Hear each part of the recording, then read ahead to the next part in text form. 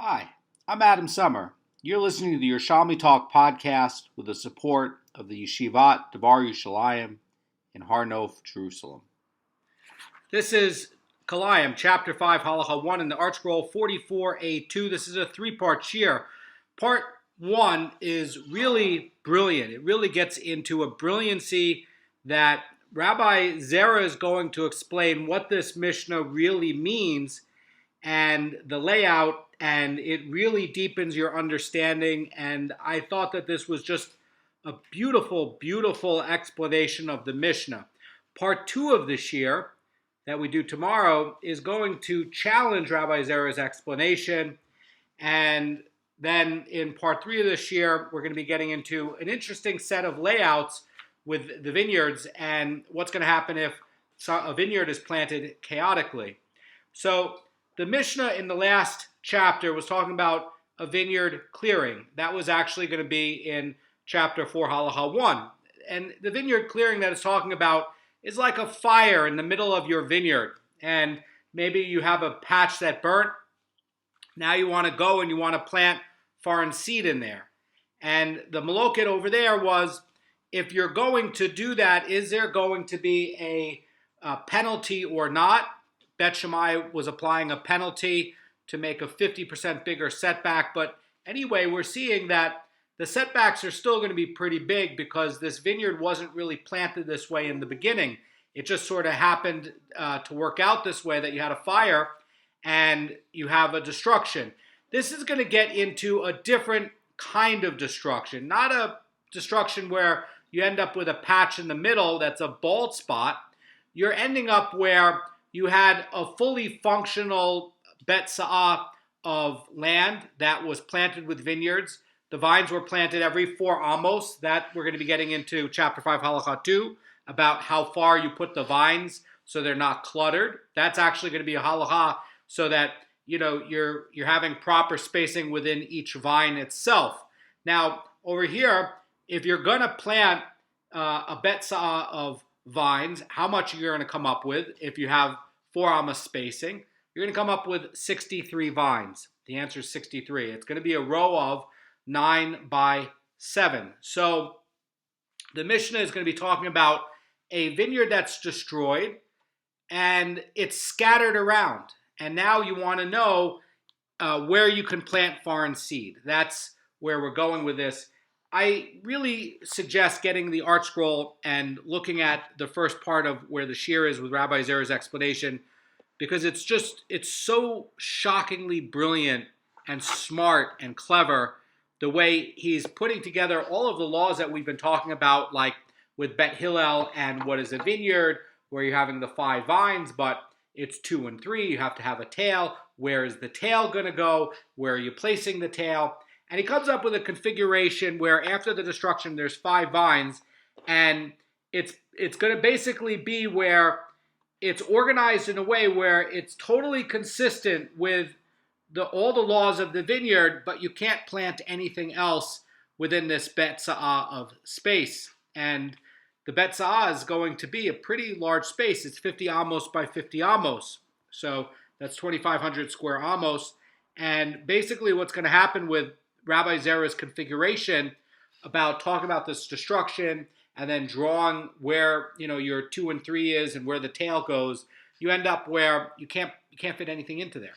It's really brilliant. Anyway, the Mishnah starts off and it talks about like this. It says, regarding a vineyard that was destroyed, that if there are still within it sufficient grapevines to gather 10 vines to a Beit Seah, and then they are planted in accordance with their law, like with the configuration of a vineyard, like 2 and 3, it is called a poor vineyard. And a poor vineyard is one where it's poor in vines, but nevertheless is still going to have the legal status of a vineyard. Now, we're going to get an explanation in the Gemara about this kind of destroyed vineyard and special things about it, and deeper points about how the Mishnah is talking about what this is talking about, okay? How is the arrangement?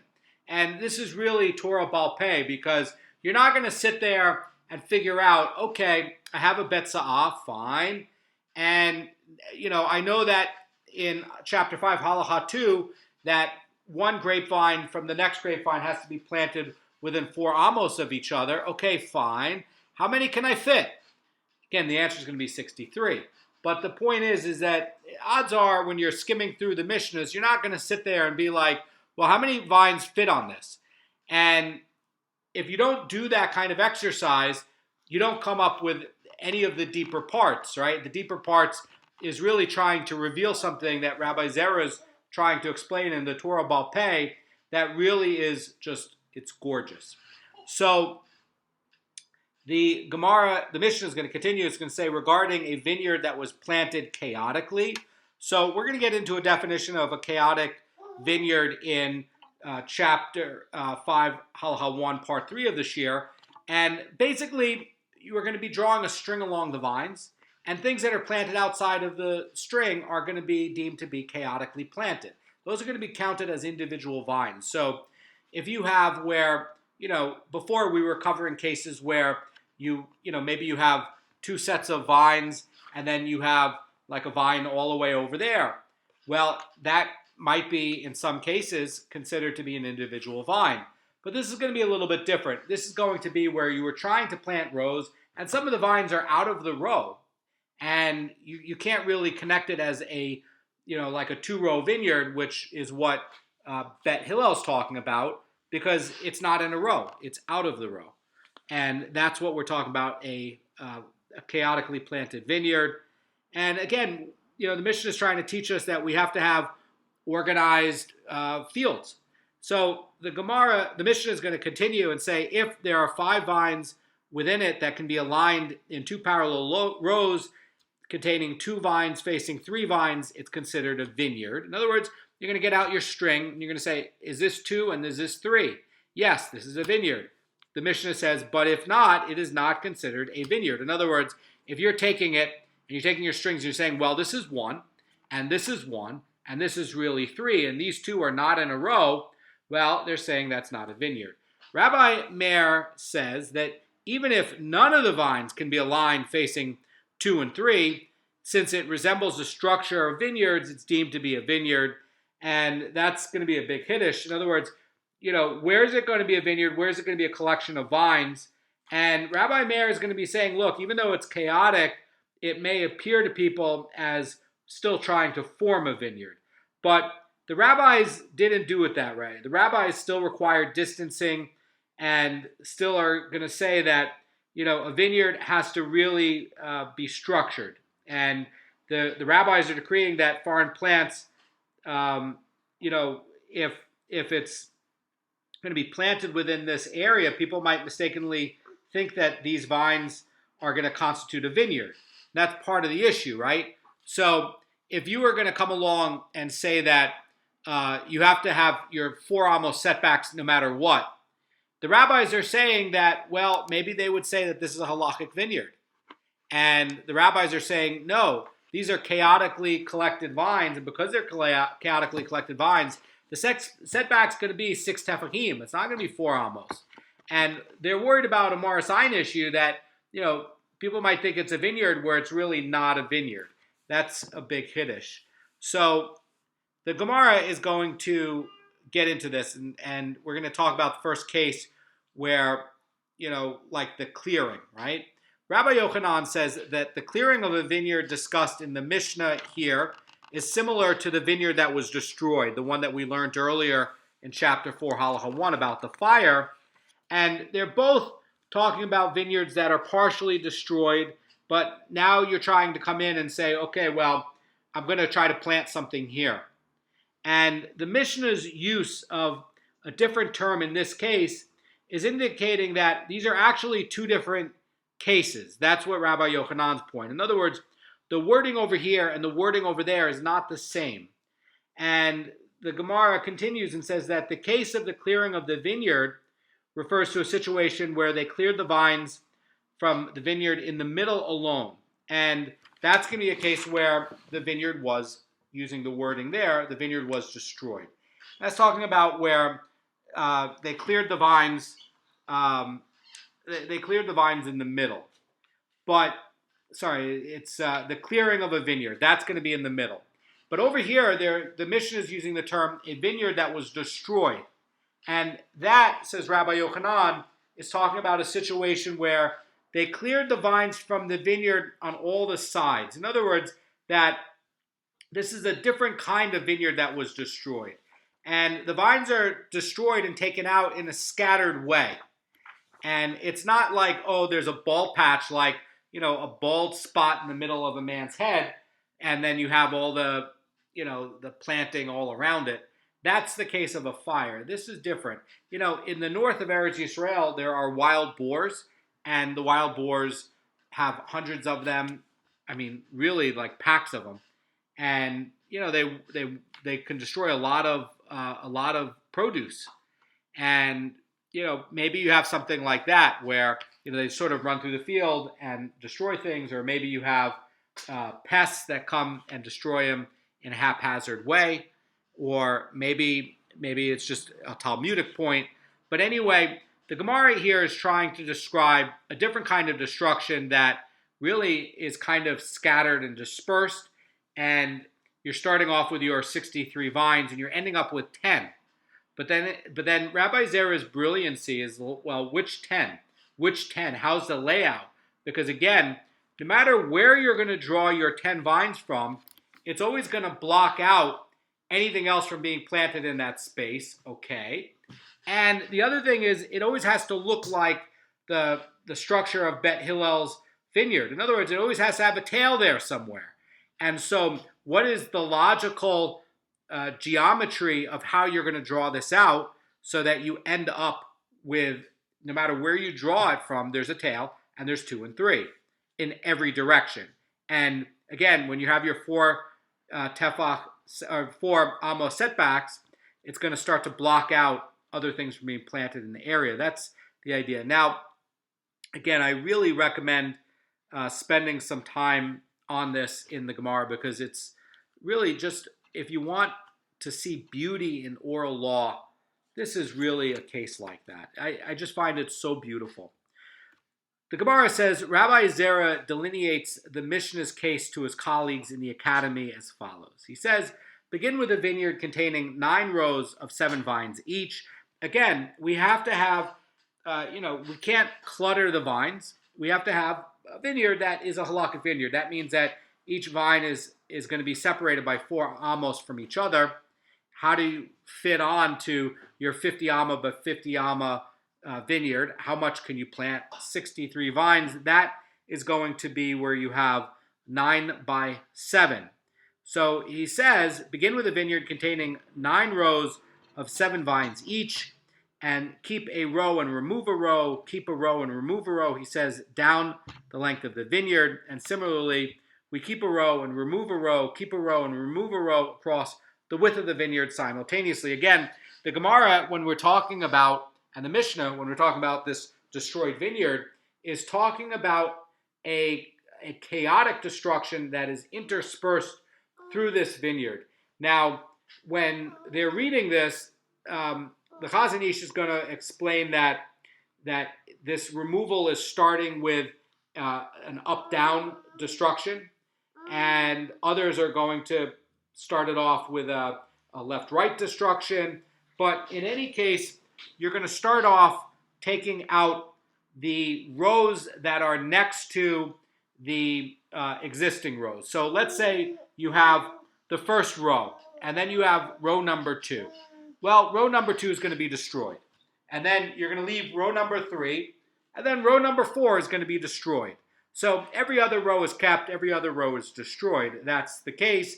And what he's saying is that continues through the width of the field, and that pattern of destroying every other one is going down the line on the length of the field. So every other one is getting destroyed, both up and down and left and right. The Gemara is going to continue, and so when you're done with this destruction, you're left with 20 vines. So you went down from a total of 63 down to 20 by doing this process. And the Gemara is going to continue because we're not done. We got to get down from 20 down to 10. That's the case the Mishnah says. So the Gemara continues, says, thus there remains in the vineyard 20 vines. And from the remaining 5 vines in the most western column, says this Gemara, take away and clear 2 vines from here, from the northern end, and 2 vines from here in the southern end. And from the remaining 5 vines in the eastern column, take 2 vines from here in the northern end, and 2 vines from there in the southern end. And it continues, and it says, then take away 1 vine from here in the northernmost row, and 1 vine from the southernmost row. And what do we end up with? That takes us down from 20 down to 10. So we went in this process from 63, which is a fully utilized Beit Seah of vineyard, down to 20, where we're taking out every other row going left to right and up and down. And then what we're doing is we are going in this pattern where we are taking out from the upper left side 2, and from the upper right side 3. And from the bottom left side, we're taking out 2. And from the bottom right side, we're taking out 3. Thus, we've cut out 10 vines. And if you want to imagine what's left from this 63 vines, basically, if you imagine that on the furthest side there's 1 vine, then there's 3 vines in the next row, then the row after that there'll be 5 vines, and then the row after that there'll be 1 vine. That is the pattern that is left. So wow, we have destroyed a lot of vines here. We've destroyed 53 of the vines. There was only 10 left, and the 10 left is going to kind of look like the shape of a pyramid on the side, and there's 1 at the base of the pyramid all the way on the bottom. And why do I say a pyramid? Because the pyramid goes from 5 to 3 to 1. And so that is the pattern of vines that is left for these 10. And this, again, is how Rabbi Zera is reading this Mishnah. We would not have figured this out without the Amorim coming and explaining this oral law to us. So this is how you end up, it says this Gemara, with 10 vines. And the Gemara continues and says, this is the explanation of which we were taught in our Mishnah. So Rabbi Zera is saying that this is what he was taught in his academy. He was the student of Rabbi Yochanan, of what this Mishnah means and how to do it.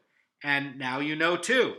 So the Gemara says that there remained in the vineyard 10 vines to the Beit Seah, planted in accordance with their law. In other words, that the original spacing was 4 amos from one another, so it's not a cluttered vineyard.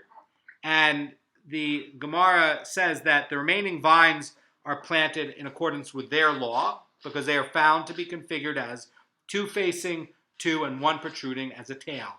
And that would be the case in the north. The Gemara continues and says 2 facing 2 and 1 protruding like a tail to the east, and 2 facing 2 and 1 protruding like a tail to the south. And it continues and it says 2 facing 2 and 1 protruding like a tail to the west. So of these 10 vines, no matter which way you're going to try to look at 2 and 3, there's always, in every one direction, north, west, east, south, there are always 2 and 3 that are there. You can always draw a 2 and 3 pattern there. That is what's special about Rabbi Zera's explanation about what is left. And, again, I urge you to look at the art scroll because it gives you a good explanation of it. But we're not done yet because we need to have a tail in every direction. And we know this. That's part of what we learned in chapter 4, that it always has to have a tail. Now, the Gemara is going to continue. By the way, the tail is going to be when you have the configuration of 2 and 3. So the Gemara continues, and it says, since each of the 4 vineyard configurations has a tail vine, then the prohibited area of the vineyard is extended. So we were talking about this before, about using imaginary vines to fill in missing corners. And this, by the way, was discussed later on in chapter 5 or chapter 4. And this is going to be Rabbi Yochanan's point. Rabbi Yochanan said that you can add these imaginary vines. Shmuel says you can't. Shmuel says you're not adding imaginary vines. Why are we adding imaginary vines? Because what's going to be on the outside of this vineyard is going to have a 4 amma separation before you plant foreign species. So if you didn't put in these imaginary vines, then perhaps in the corners you might be able to squeeze in a small patch of something. But if you're going by Rabbi Yochanan, and by the way, the Vilna Goan is saying that it's by Rabbi Yochanan, where we're putting in these imaginary vines, then you can't fit anything into this Beit Seah. It's fully utilized. And that is the novel point of Rabbi Zera's teaching. Rabbi Zera's teaching is that you're going to do this where you've taken it down from 63 down to 10 vines. You satisfy and check all the boxes of what Bet Hillel is saying. So you have, no matter which way you're going to look at it from any of the north, east, west, south directions, a 2 and 3 pattern with a tail. No problem for Bet Hillel. And now, can you plant any foreign seed in there? Well, if you're taking Rabbi Yochanan's view of adding the missing vine over there and then looking at the setbacks, you can't fit anything. It's fully utilized. That is the novelty. So the Gemara is going to continue, and it's going to say that you now view this vineyard as though another vine is planted facing the tail vine here on the northern border, and as though another vine is planted on either side of the tail vine here on the eastern border, and as though another vine is planted here in the tail vine on the southern border, and as though another vine is planted on either side of the tail vine on the western border. And in this way, each of the two facing two and protruding like a tail configurations now gets filled in to comprise a vineyard that is going to be 2 3-vine rows. Now, a 3-vine row is on where you have 2 of them, so 6 vines, is going to have the halachic status of being a small vineyard. Okay, so we knew the minimum measure of vineyard by Bet Hillel is going to be 5 vines, but what's a small vineyard? That's going to be 6 vines. That's going to be 3 and 3, 2 rows. We know that a large vineyard is going to be 3 rows of 3. Okay, those are our basic working definitions. What Rabbi Yochanan is saying, what Rabbi Zera is implying Rabbi Yochanan is saying, is that he's saying, look, you have this perfect pattern that matches everything with Bet Hillel. Okay, any way you do it, there's a tail. And next to the tail, in every one of the 4 directions, you're going to put right next to it an imaginary vine. And now, it's not 3 and 2. Now, it's 3 and 3. Now it's a small vineyard. And now, what's ever next to it, you're not drawing it like what Shmuel says, where you're drawing a trapezoid for trying to create the setback. You're doing what Rabbi Yochanan says, which is you're drawing a square or a rectangle away.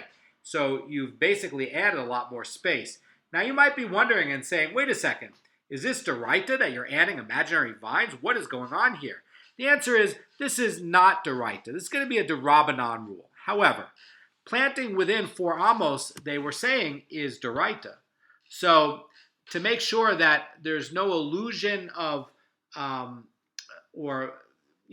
any kind of cases where people might make mistakes or have Morris-Ein issues, it seems like, and I don't know when this was, but it seems like sometime in the past, the sages instituted this imaginary vine that Rabbi Yochanan is explaining, and from that imaginary vine, we're drawing a 4 amma setback from there.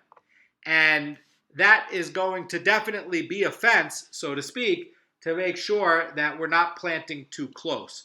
Why would that be? Why would we be worried about that?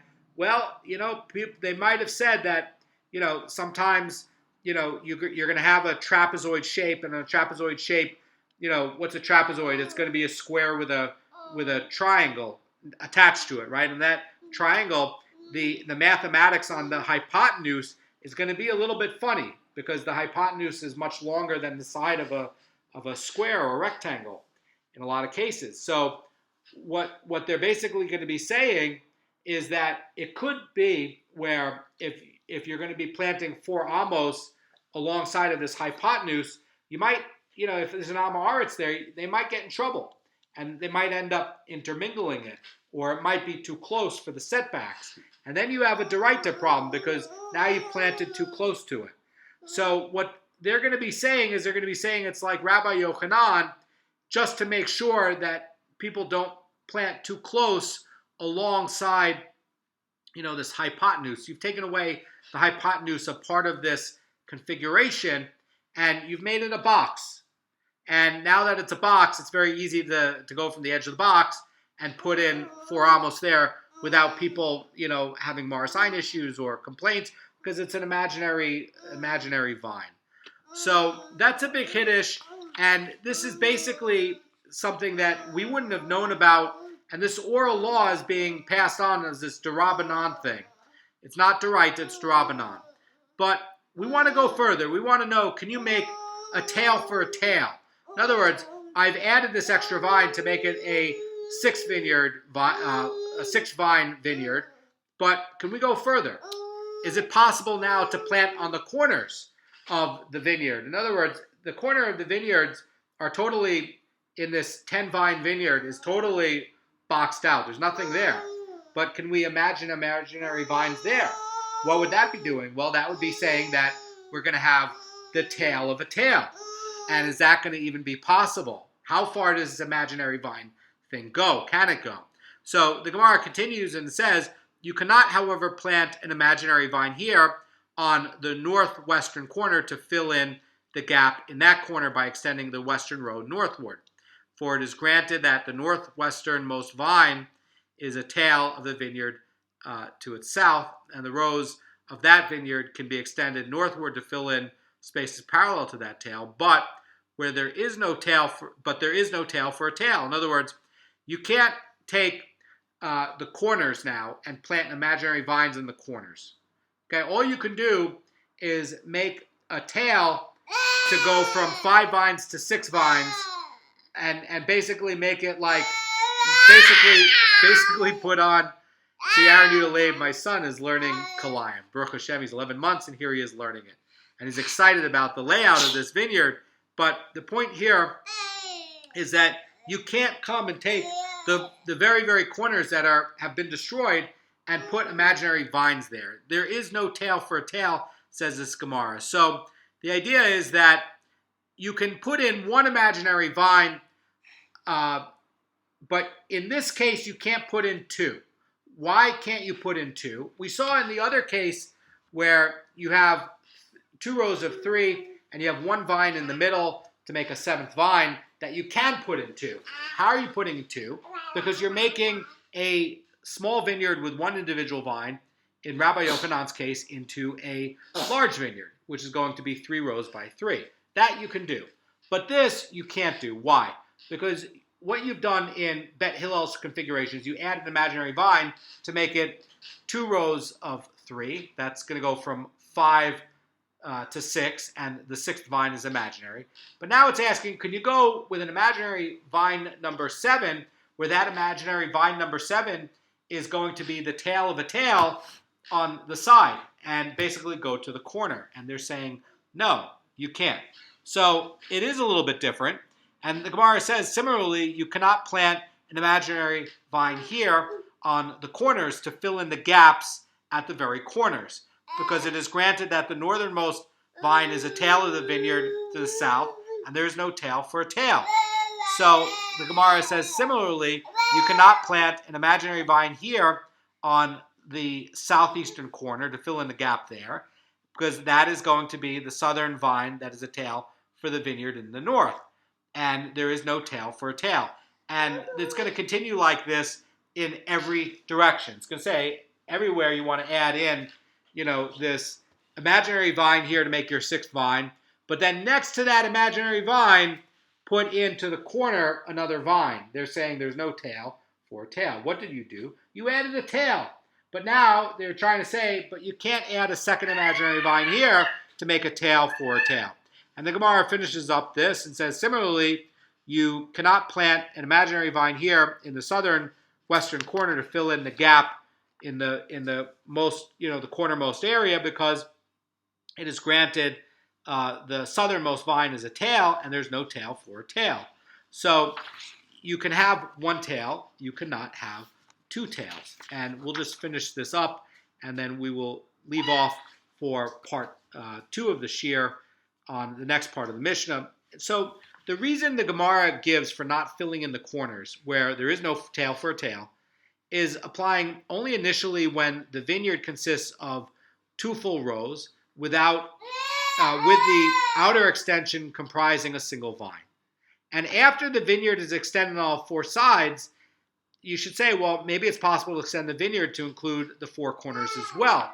And the Gemara is saying you can't. You can use one, but you can't fill in a tail for a tail. You did your imaginary vine, and now you can't do an imaginary vine on an imaginary vine to fill it in. The Gemara says that this says, in effect, that there is no tail for a tail for further extensions, even for a large vineyard. So once the vineyard is extended by having, this, filled in to render it, say, like a large vineyard, like what we were learning before, where you have 3 and 3 and then 1, and then you're adding these 2 imaginary ones to make it a large vineyard, that you can do. But the Gemara is saying that this is going to be different because by trying to add it into the corners, you're basically saying that really nothing, there's no chance of anything being planted on this Beit Seah at all. No foreign species can be.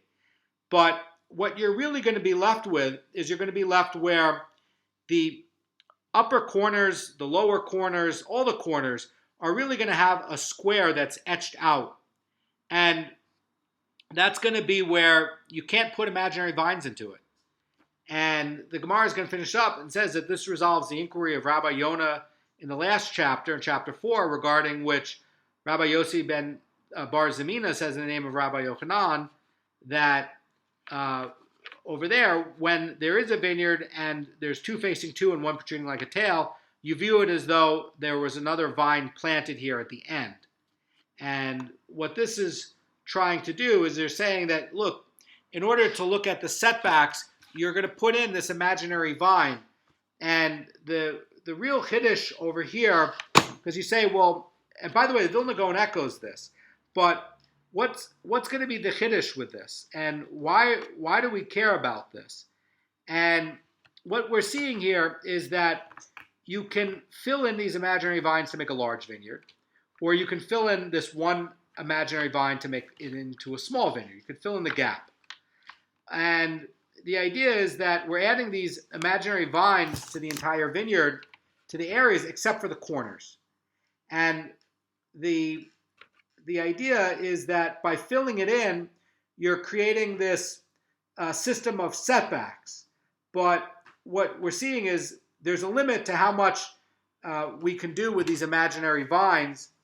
And, Rabbi Zera, is basically trying to teach you that there's a novelty here, right? That first of all, small vineyards can turn into large vineyards, and we can fill in these gaps, and we can do that with imaginary vines. That is a big chiddush.